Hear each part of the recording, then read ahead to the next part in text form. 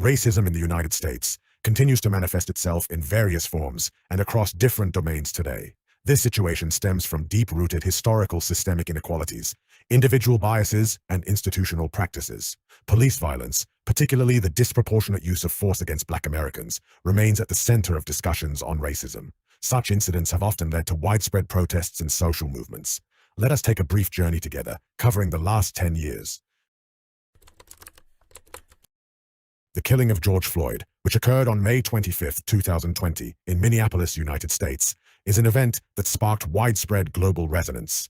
This incident led to large-scale protests and discussions regarding police brutality, racism, and systemic injustice. Police officers attempted to detain Floyd. During this process, particularly Officer Derek Chauvin pinned Floyd to the ground and applied pressure to his neck for approximately 9 minutes and 29 seconds, during which Floyd repeatedly said, "I can't breathe."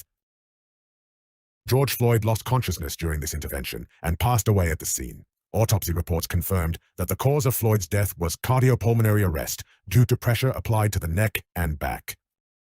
The other 3 police officers present during the incident, Thomas Lane, J. Alexander Kueng, and Tou Thao, were also tried on charges of aiding and abetting. These officers were found guilty and sentenced to varying prison terms.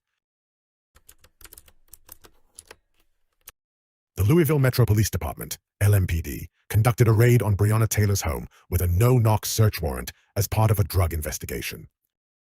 It was alleged that Taylor's ex-boyfriend, Jamarcus Glover, used Taylor's home for drug trafficking, but neither Taylor herself nor her boyfriend at the time, Kenneth Walker, who was present in the home, were found to have any connection to any crime.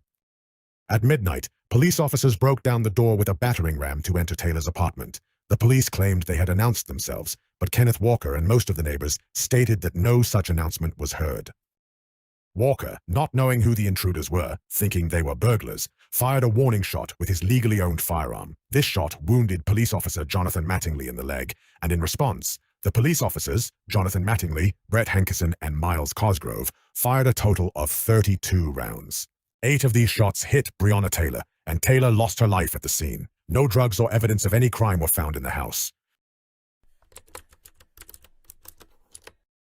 The Charleston church shooting was a racially motivated hate crime and mass murder that took place on June 17, 2015, in Charleston, South Carolina, United States.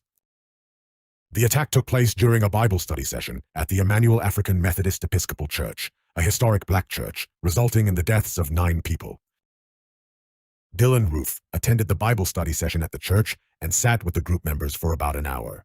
The attendees welcomed Roof as a guest and treated him with kindness. Later, Roof opened fire with a .45 caliber handgun, attacking the people in the church. In the attack, 9 people were killed and 1 person was injured. In a manifesto written before the attack, Roof stated that he believed in white supremacist ideologies and aimed to start a race war against Black Americans. He also expressed that he specifically targeted historic Black churches while planning the attack. Racism in America is not only a historical issue, but also persists in various forms today. Police violence, individual attacks, institutional inequalities, and societal reactions demonstrate the complexity and depth of this issue. Combating racism requires continuous effort at both individual and systemic levels. For more, you can subscribe to our channel and turn on notifications.